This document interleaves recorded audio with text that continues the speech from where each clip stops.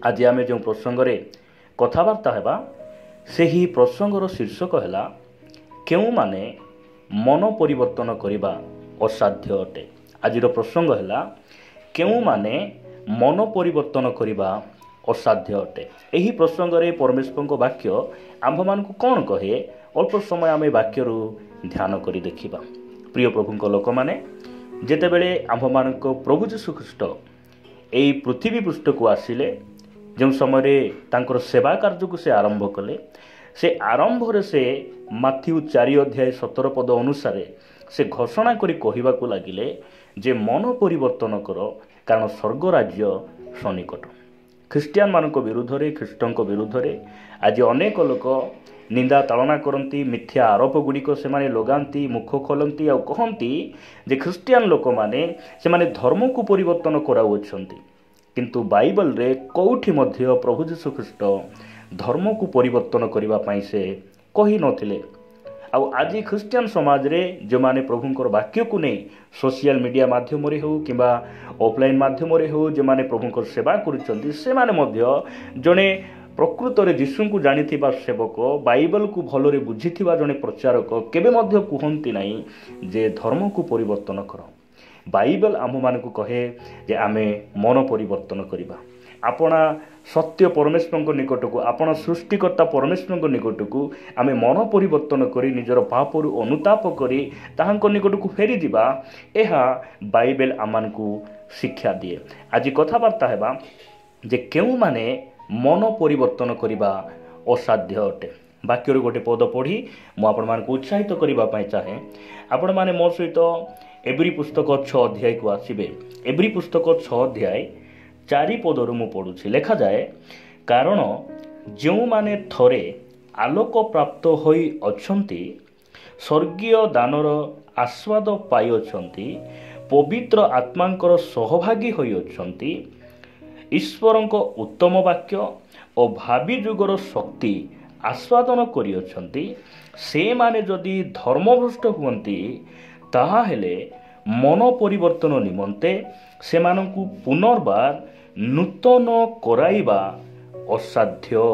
प्रिय प्रभु लोक माने एई स्थान रे वाक्य आमान को कहे जे जो माने सत्यता जानिला परे जो माने प्रभु जीशु ख्रीष्ट को निज जीवन त्राणकर्ता भाव में ग्रहण कला परे मंडली रे संयुक्त हैला परे पवित्र आत्मांकर दान पाइला परे प्रभु भोजर अंशी हैला परे नियमित प्रभुंकर से उत्तम वाक्यर शुणिबार सहभागी हैला परे मध्य जदि से माने धर्मभ्रष्ट हुअंती जगत पछरे जानती पाप करिबा पई पुनर्बार लालायित हुअंती ए मानंकु पुनर्बार मन परिवर्तन करी नूतनीकृत हेबा असाध्य अटे। बाइबल आमको स्पष्ट भाव में कहे असाध्य अटे। प्रिय प्रभु लोक माने प्रभु नामर स्तुति हेउ ताहांक नामर गौरव हो आमे सत्यता जानिला परे आमे प्रभु को आहुरी आमे दृढ़ भाव में धरिबा आमे विश्वास रे बलवान हेबा आम विश्वास को रक्षा करिबा एहा बाइबल रो परामर्श अटे।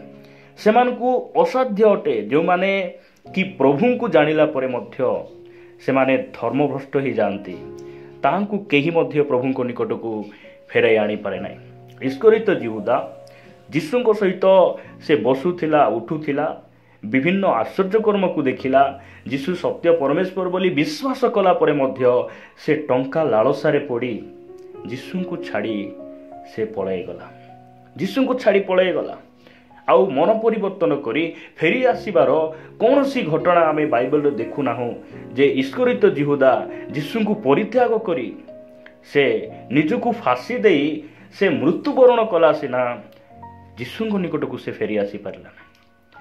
प्रिय प्रभु लोक माने जेतेबेले आमे धर्मभ्रष्ट हो जिबा जेतेबेले आमे धार्मिकता निजर धार्मिकता को परित्याग करी पाप करिबा पाई आमे शक्तग्रीव इस्राएल लोक मानक परी आमे जदि शक्तग्रीव हेला भली आमे जदि आगु को बढ़िबा ताहले केबे मध्य आमे पुनर्बार आमे नूतनीकृत होई परिबा नै।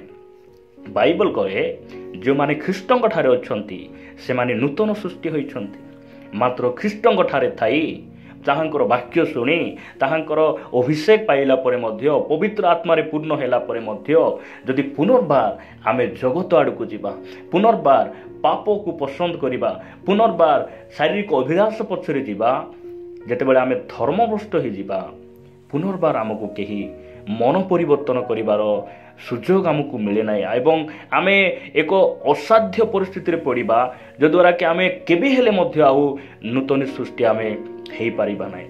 ଆମେ ମନ ପରିବର୍ତ୍ତନ କରି ପ୍ରଭୁଙ୍କ ନିକଟକୁ ଆସିବା ପାଇଁ ଏହା ଅସାଧ୍ୟ ଅଟେ ସେମାନଙ୍କ ପାଇଁ।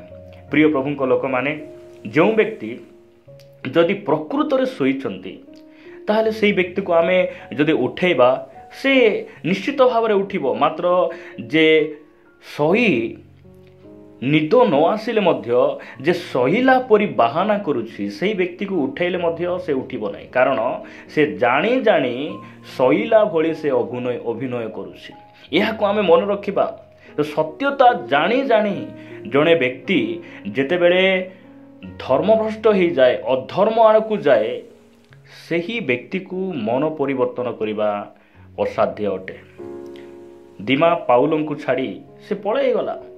କେଉଁଠି ମଧ୍ୟ ଆଉ ଲେଖା ନାହିଁ ଯେ ସେ ମନ ପରିବର୍ତ୍ତନ କରି ଫେରି ଆସିଲା, ପାଉଲଙ୍କ ସହିତ ମିଶିଲା, ସେବା କାର୍ଯ୍ୟ କଲା।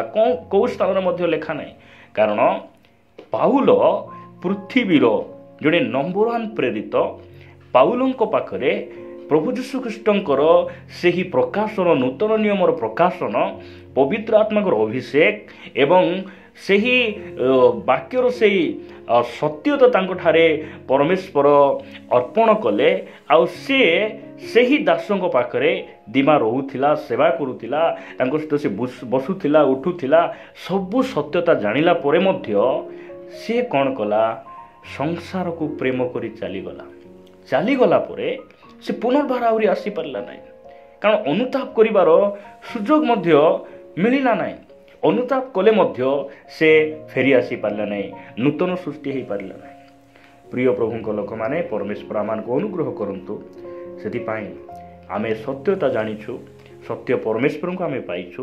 ପବିତ୍ର ଆତ୍ମା ପରମେଶ୍ୱର ଆମକୁ ଦେଇଛନ୍ତି, ଯେଉଁ ପବିତ୍ର ଆତ୍ମା କି ପାପ ଆଉ ଧାର୍ମିକତା ବିଷୟରେ ଆମକୁ ଜଣାନ୍ତି, ଆମ ସହିତ ସଦାସର୍ବଦା ରୁହନ୍ତି। ସେହି ପବିତ୍ର ଆତ୍ମାଙ୍କୁ ଆମେ ଦୁଃଖ ଦେବା ନାହିଁ, ଆମେ ତାହାଙ୍କର ସନ୍ତୋଷଜନକ ଜୀବନ ବିତାଇବା, ତାହେଲେ ଆମେ ସର୍ବଦା ଆମେ ନୂତନ ସୃଷ୍ଟିରେ ଆମେ ରହିବା ଏବଂ ଆମେ ପରମେଶ୍ୱରଙ୍କର ସନ୍ତାନ ବୋଲି ଆମେ ପରିଚିତ ହେବା। ପ୍ରଭୁ ଆମମାନଙ୍କୁ ଦୟା କରନ୍ତୁ।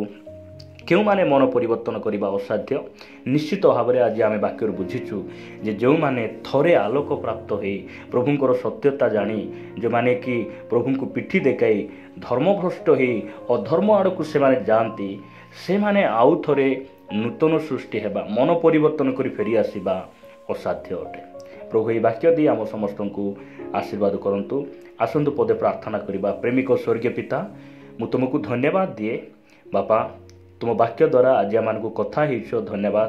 ତୁମ ସତ୍ୟତା ଆମମାନଙ୍କୁ ଜଣେଇଛ ବାପା, ତୁମର ପରିଚୟ ଆମମାନଙ୍କୁ ଦେଇଛ, ତୁମରି ଆଲୋକରେ ତୁମେ ଆମମାନଙ୍କୁ ଆଲୋକିତ କରିଛ। ଧନ୍ୟବାଦ ବାପା, ତୁମର ସେ ସତ୍ୟତାକୁ ଆମର ଶେଷ ନିଶ୍ୱାସ ପର୍ଯ୍ୟନ୍ତ, ତୁମର ଆଗମନ ପର୍ଯ୍ୟନ୍ତ ଆମେ ଦୃଢ଼ ଭାବରେ ଧରିବୁ, ତୁମ ପଛରେ ଚାଲିବୁ। ତୁମେ ଅନୁଗ୍ରହ କର।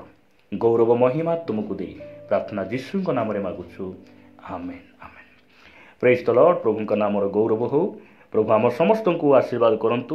ପରମେଶ୍ୱରଙ୍କ ଅନୁଗ୍ରହ ହେଲେ ପୁନର୍ବାର ଆଉ ଗୋଟିଏ ପ୍ରସଙ୍ଗରେ ପରସ୍ପର ଆମେ ସାକ୍ଷାତ କରି ତାହାଙ୍କର ଗୌରବ ପ୍ରଶଂସା କରୁଥିବା ରହିବା।